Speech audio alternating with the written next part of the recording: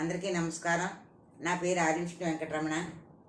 నేను మీకు పళ్ళపొడి ఇంట్లోనే తయారు చేసుకునే విధానం మీకు చెప్తాను. దంతాలు ఆరోగ్యంగా ఉండాలన్నా, దంతాలు గారపట్టకుండా ఉండాలన్నా, నోటి దుర్వాసన రాకుండా ఉండాలన్నా, మనం రోజువారీ బజార్లో కొనుక్కుండే పేస్టులు కంటే మనం ఇంట్లో తయారు చేసుకుని పళ్ళపొడి నేను మీకు చెప్తాను. ఆ విధానం ఏంటో చూడండి. మనం వేపాకు తీసుకొచ్చి ఎండలో పెట్టి 100 గ్రాములు వేపాకు పొడి, ఎండబెట్టిన వేపాకు పొడి, ధనియాలు, జీలకర్ర, వాము అన్నీ కూడా ఎండబెట్టి పొడి చేయాలి. 20 గ్రాములు. అతి మధురం అన్ని బజార్లో దొరుకుతుంది, తీయగా ఉంటుంది. అది ఒక 20 గ్రాములు.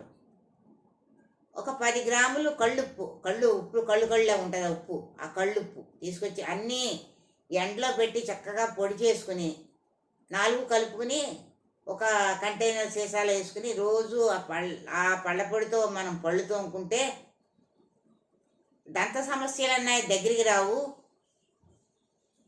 చాలా బాగుంటుంది, మంచి స్మెల్ వస్తుంది, పళ్ళు గట్టిపడతాయి, కుదుళ్ళు గట్టిదనంగా ఉంటాయి, సూక్ష్మ క్రిములు ఉండవు, అన్ని రకాలు మంచిదన్నమాట. దంతా పటిష్టానికి మంచి హోమ్ రెమెడీ అనమాట.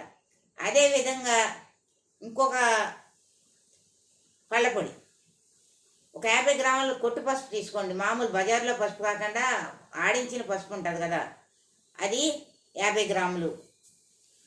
100 గ్రాములు తులసి పొడి, 25 గ్రాములు కళ్ళుప్పు ఉంటుంది కదా, ఆ కళ్ళుప్పు ఎర్రగా వేయించి ఆరాక మిక్సీ చేసి ఉప్పు, తులసి పొడి, పసుపు 3 కలిపి ఒక బాక్స్లో పెట్టుకుని రాత్రి పడుకోబోయే ముందు ఒక చిటికెడు తీసుకుని పళ్ళకి శుభ్రంగా రుద్దేసుకుని పడుకుని పోవాలి. పడుకుని పొద్దున్నే లేచి బ్రష్ చేసుకుంటే పళ్ళ గారిపోతుంది, పళ్ళలో ఉన్న క్రిములు నశించిపోతాయి, తళతళా మెరుస్తూ ఉంటాయి పళ్ళు. ఈ విధంగా మనం చేసుకుంటే దంత సమస్యల నుంచి కూడా దూరంగా అవ్వచ్చు. ఈ 2 రకాల పళ్ళ పొళ్ళు తయారు చేసుకుని వాడతారని ఆశిస్తూ నమస్కారం.